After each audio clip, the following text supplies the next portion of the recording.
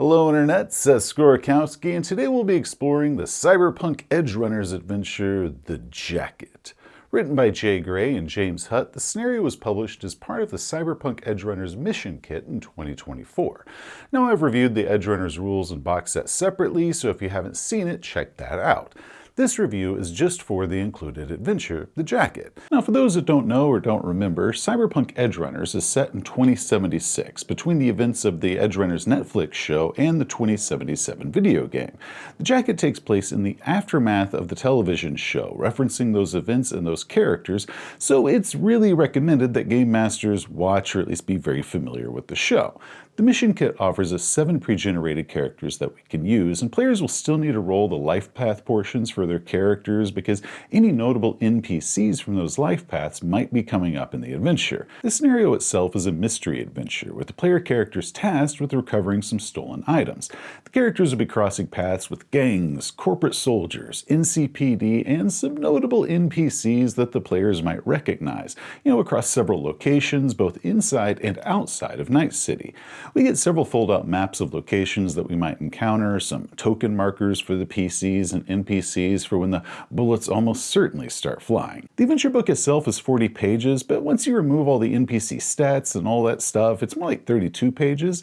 The adventure itself is meant to take place across 6 to 10 hours of playtime, which fell exactly within our experience. I think it took us a little over 8 hours in order to play this adventure from start to finish. Now, for full disclosure, I did not run this adventure myself. My buddy George ran a group of us through it, but now that I've played this adventure and taken the time to read it, I'm ready to share my thoughts, my criticisms, and my praises. Hey, and I'm Jack the NPC. I'm just here to tell jokes as I get to return to my beloved Night City and hopefully make a few eddies trying to track down a low-down dirty thief and hopefully not get shot for my trouble. But before we go any further, I must warn you that there will be spoilers. So many players in the audience, please stop here, but send your game masters this way to learn about running the Jacket for you. But if you keep going and you spoil yourself, you'll be paid a visit by Adam Smasher. Okay, Game Masters, let's dive in. The adventure opens with the crew being sent to an old self-storage container lot outside of town. Their fixer says that a cowboy wants to hire them for a gig. Now, arriving at the lot, they immediately find themselves in a firefight against several REO meat wagon gonks that are closing in on a single nomad. Yeah, I don't know nobody here, so I think I'm just gonna sit this one out. Seeing the Edgerunners, the REO meat wagon people declare, no witnesses, and they start firing on the player characters. Oh, what's gonna be that type of party then? Okay, unknown nomad dude, backup has arrived. Once the fight is done and the smoke clears, the nomad introduces himself as Falco, who is one of the few survivors from the Edgerunners show. Falco wants to leave town and had dropped by his old storage container to pick up some personal effects, but he found a blue-haired punk had broken in and was robbing him at the time. And Falco got a few shots off at this punk, but the punk got away with a few of his personal items. So Falco would like those back, so he contacted a fixer who called the player characters, but then out of the blue, these REO meat wagon guys showed up. The items in question are 3 firearms and an old REO meat wagon jacket that belonged to his former and now dead crew. The jacket, which was David Martinez's, had a stylized ER painted on the back. Falco can't go into Night City himself because some big dogs are still gunning for him, so he offers the characters a reward if they can find and recover his stolen property. A search of the dead REO meat wagon goons discovers that all of their jackets are installed with a biomonitor and a tracker. Now, this is something that David hadn't known about during the show, but Falco believes that David's rough lifestyle must have broken the tracker inside of it. However, when the thief was pulling the jacket out of storage, he evidently jostled the jacket in just the right way that it caused the wires to make a connection, so the jacket sent out a single ping, which that's what sent the REO meat wagon gonks here because they detected that ping with a little tracking unit that they have. And about this time, the tracker detects a new ping from the stolen jacket at a diner over in Little China. Falco says that the player characters should hurry if they want to catch this thief and wishes them luck. Now, my only issue with this setup is some of the key information here is buried in the text, making it very hard to quickly spot and reference in-game, such as the items that were stolen are mentioned in the middle of Falco's dialogue. Now, nothing wrong with them being in the dialogue, I just would have appreciated some bullet point summary listing the 4 items that Falco wants them to recover. Okay, so what's going on here is David Martinez from the Edgerunners show wore his mom's old REO meat wagon jacket, but he never knew about this biomonitor and tracker, which the tracker had been broken as a result of David's rough lifestyle. Now, Arasaka is very interested in this biomonitor because they want to know how David had been able to handle the Sandavestian and linear frame cyberskeleton that he had, because it would have been tracking what was going on in his body at the time. So they've put this big reward on the biomonitor's data, but nobody knew where this jacket was, and therefore nobody knew how to get to this data. So when the tracker was accidentally activated and that ping went out, Arasaka and their bounty hunters started coming running for it because, they wanted the reward. Meanwhile, a local street punk named Dalton had joined the Valentino street gang, but he quickly realized that the gang life just wasn't for him. So he and his girlfriend want to get out of Night City, join some nomads, raise a family, and just wander the earth. So he tried ripping off the leader of the Valentinos, but that went south, and now the Valentinos are hunting for him because they want him dead. So Dalton broke into the storage lot to make some fast cash that'll allow him and his girlfriend to escape town, but then Falco just happened to show up at the time, chased him off, and after Dalton had stolen these 3 firearms and the jacket. So the Valentinos are after Dalton. Arasaka is after this jacket's biomonitor, and the jacket's tracker is now sporadically sending out these pings that the player characters and the bad guys are going to be following. Now, of course, the player characters, they don't know any of this stuff yet, but they are going to be figuring all that out soon enough. The adventure offers us this very handy beat chart that lays out the adventure's flow. So you can see that once we reach Tom's Diner, it begins splitting into different directions as the player characters can follow different paths. It's a cool visual aid to help game masters stay organized and keep track, and I really wish that more investigative adventures out there did something like this, because this was really, really handy. Visiting the diner, they might discover Dalton's abandoned motorcycle or some security footage of him that will allow them to identify that he's a member of the Valentinos gang. Now, if they go to that gang's headquarters and they make some social rolls and, don't act all rude, they'll meet Cyberpunk 2077 fan favorite Jackie Wells. This is one of the best scenes in the adventure, not just because the player characters get to meet and interact with Jackie, God rest his soul, and get to hang out at the bar like they did in Cyberpunk 2077, but because they get to learn a lot about Dalton, who he is, that he's got a girlfriend, and how he's screwed up. They also get to meet Maria, who's gunning for him right now. The only problem, though, is the only way that they can even find out about this place and the Valentinos is some clues that they could find at the diner. But if the player characters either they don't find those clues, or maybe they find those clues but end up forgetting all about them, and then they carry on the rest of the adventure not remembering that they found them, that can be a missed opportunity. So my suggestion here is to drop those clues about Dalton being in the Valentinos at some other spots in the adventure. Maybe when they go to the Endcott station and they meet in Summer, she can say how her boyfriend is in the Valentinos. Or when they're doing that big rooftop party at the Megabuilding later on and they spot Dalton across the crowd before they lose him, they might notice that Valentino's tattoo on his neck, and that might give them a clue who to follow up with after they get out of there themselves. With any investigative scenario, it is far safer to drop more clues and opportunities for the players to discover information than less. The scene with Jackie also gives the player characters a little clue to check out the subway station before they receive a ping that would send them there normally, meaning that they're now taking an active role in tracking Dalton down rather than just simply waiting for the game master to send them a ping to their tracker thing so that would send them there. The player characters are now kind of getting ahead of that. Now, eventually this trail is going to go cold, giving the player characters a day or two of downtime until, they end up receiving another ping from the jacket's tracker, and that sends them off to this new location. Now, there are several things that they can do during downtime, such as they can heal up, or they can repair any cyberware or armor, or pick up some new gear, all that fun stuff. Now, one thing that it's missing, though, is gathering rumors or putting word out on the street about Dalton. Now, this could be a great way to let the player characters discover that Dalton was in the Valentinos and that the Valentinos are gunning for him, or maybe a sighting of Dalton from one of their contacts can send the player characters off to a location, just rather than them kind of sitting by and looking at their tracker and just waiting for a ping to pop up. The player characters, they've got this list of contacts out there, and they've got that put the word out on the street, and now they're taking this active role in doing it themselves. I also think it might be fun if the group is split up during downtime because, everybody's running off and doing their own errands. Instead of having them finish all of their separate errands and then regroup, and then a ping comes and they all head off together to this new location, maybe have it where when each character finishes whatever it is they're going to do, have them roll a luck roll to see if, if they're able to get back together in time, or if they're going to be separated, and they're all going to be starting off at different places when this ping comes and they all start calling each other, going like, oh my god, we got to get to this place right now. So you could have it maybe like a luck of like a DV10, not that high, but just enough that there is a chance that the player characters are separated when this happens. That kind of leads to kind of a fun excitement of, everybody's trying to figure out how they're going to get there in time and all coming there and kind of from different ways. And maybe somebody shows up just a little bit ahead of everybody else, or, maybe everybody shows up and then like one person shows up just a little bit after that. I just think that would be a fun option to do. Now, one of these pings sends them to a mega building rooftop party, and the player characters might notice how some of the people at this party are looking a little bit sick. A few of them are coughing, a couple are pale and have runny noses. Now, through this crowd, they're going to spot Dalton, who's talking to somebody, but before the player characters can reach him, NCPD AVs are going to arrive, and they're going to start putting this building under quarantine due to some sort of viral outbreak that's going on there.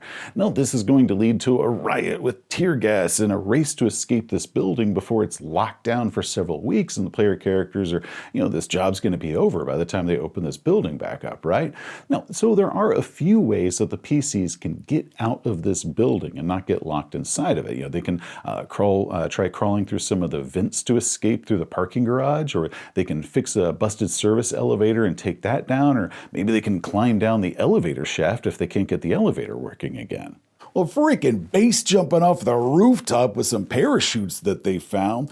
Now, one thing that our game master added when we played this game is if a player character base jumps off this mega building in front of God and everybody as AVs are shooting at them, if they survive that, their reputation goes up by 1. I mean, it probably goes up by 1 even if they don't survive it, but don't do them too much good at that point. Base jumping off the building certainly has a few risks, and the player characters can easily die here if they fail their rolls.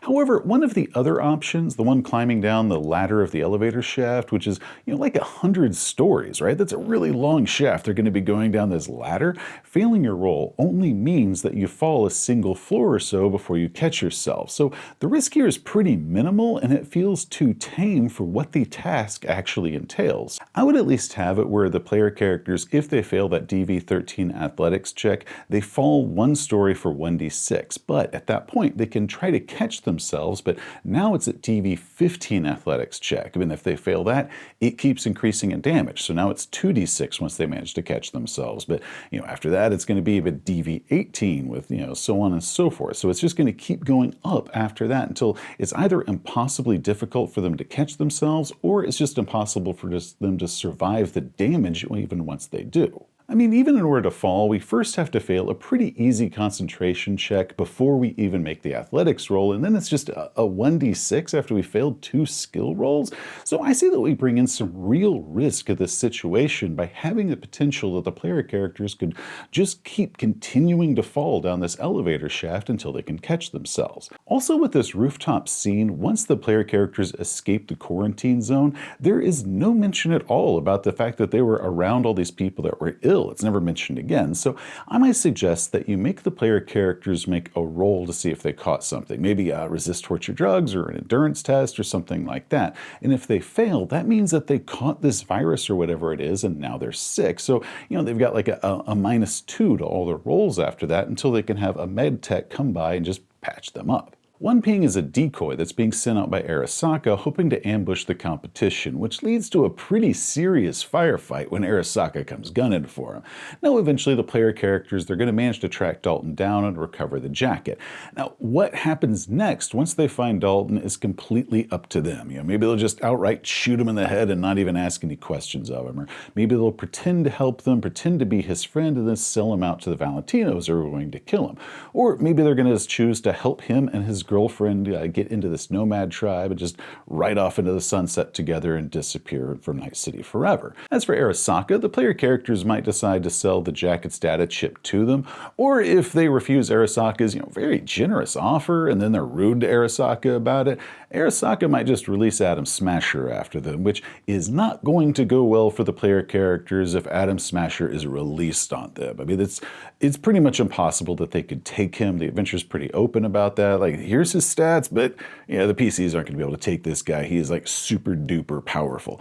So I kind of see Adam Smasher as the way you would use like a great red dragon worm, right? This is an unbeatable opponent. So I like him being there as a kind of a visual threat. The player characters are going to see him. This guy's got a rep through the roof, even if the players aren't familiar with the show or the game and they know who Adam Smasher is, their characters will know who this is. And that is a big threat that they should take Arasaka's offer and be polite. Otherwise, this monster is going to be coming after them, and the PCs are not going to like that. Overall, I really do dig this adventure. I'm always a sucker for a good investigative scenario, and I really like the way that this is very clearly set in the world of Edgerunners, with some familiar locations and some characters, but it isn't trying to recreate the story of what happened during the Netflix show. It's all in the immediate aftermath of what happened in the show once the camera stopped rolling. And the players, they don't have to be familiar with the TV show. I mean, this adventure does actually stand up on its own, which is also an accomplishment. But the more familiar that the players are with the show and the lore of the world and the video game and everything like that, the more meaningful all these little references and Easter eggs are going to feel. So I really do recommend that everyone around the table be familiar with it. Definitely the game master, but they don't have to be. And I like the fact that that is an option. But the more familiar with it they are, the more that they're going to be getting out of it in the end. The biggest complaint that I have with this adventure has to deal with its presentation and layout. It's really well written, but more like a couch read, where you're just kind of sitting there on the couch reading this adventure and thinking, man, this is really good, but it's not as effectively well done as a table read, meaning that when you're actually running this adventure. So a lot of the little things that are going to be important are buried inside the text with, no highlights or no bolding or no list of bullet points just along one margin. So it isn't as effective as an adventure to run. So game masters, you should definitely be making some notes of some of the key details and everything. So that way, when you're running it, you can very quickly find whatever information you want. You can reference it and keep the game moving very quickly and keep it running very smoothly, because it's not too helpful in finding that when you're in the middle of the session. Now, this next part, this is more of a personal preference thing for me. Some other game masters out there might not have the same complaint that I do, but when we're doing the different location scenes, they're all presented as to how the characters encounter them first, right? You have all these, the different things that are there and all these kind of weird little clues that the player characters find. And then at the end of each section, we have kind of a behind the scenes portion that tells the game master, the full story of what's going on here and why things in the scene are happening the way they are. So when I'm reading this adventure and I'm wanting to learn this adventure in order to run it, I want all that behind the scenes information first, because that helps build my mental foundation. That way, once we introduce the player characters to that scene, and I already have the reasons behind all this weird stuff already in my head, right? I have something that I can plug all these weird clues into, instead of as if I'm trying to solve this case with them. I'm the game master. I don't need to be solving the case with them. I just want to have the full context up front and first. So yes, we do need the behind the scenes portion explaining all the situations to the game master. I just would have preferred if it was all presented at the beginning of each location scene rather than at the end, because for me, it just makes learning a scenario just a lot easier if all of these seemingly random things, I've got context for them. And, I don't want to be asking, as I'm reading it, why is this happening? What's going on here? I want to have all that information first and learn how I can then present it to my player characters while I'm not trying to solve this case myself. Now, on the positive, I really dig this method of doing the periodic pings that come from the jacket every once in a while to send the player characters, running to these other locations. I think that's a really fun mechanic, but I would have liked it if we had had a few more ways that the player characters could discover these locations on their own first, right? Making them discover where the player characters are taking an active role in tracking Dalton down, right? They're being clever and they're going to be rewarded for their cleverness because they figured out how to get to this location. They didn't have to have no stinking jacket tracker tell them to go there on their own. So I like the idea that we can use these pings as a backup in case the player characters are not able to figure this out on their own or not able to figure figure out quick enough or something, but otherwise, I like the idea that we've got ways that the player characters might be able to discover that he's going to that rooftop party or something, rather than having a ping send them there. The player characters can feel really smart and really clever and make them, feel like detectives. But all of these are pretty minor complaints and all pretty easy to fix. So in the end, we still had a hell of a lot of fun with this adventure. You can pick up a copy of the Edgerunners Mission Kit on the Talsorian website, or as a PDF on DriveThruRPG, links below. Hey, thanks for watching. If you enjoyed the video, please give it a thumbs up. If you want to see some more of our stuff, such as game reviews, RPG philosophy, just hit that subscribe button. Till next time, Edgerunners, you have a great day.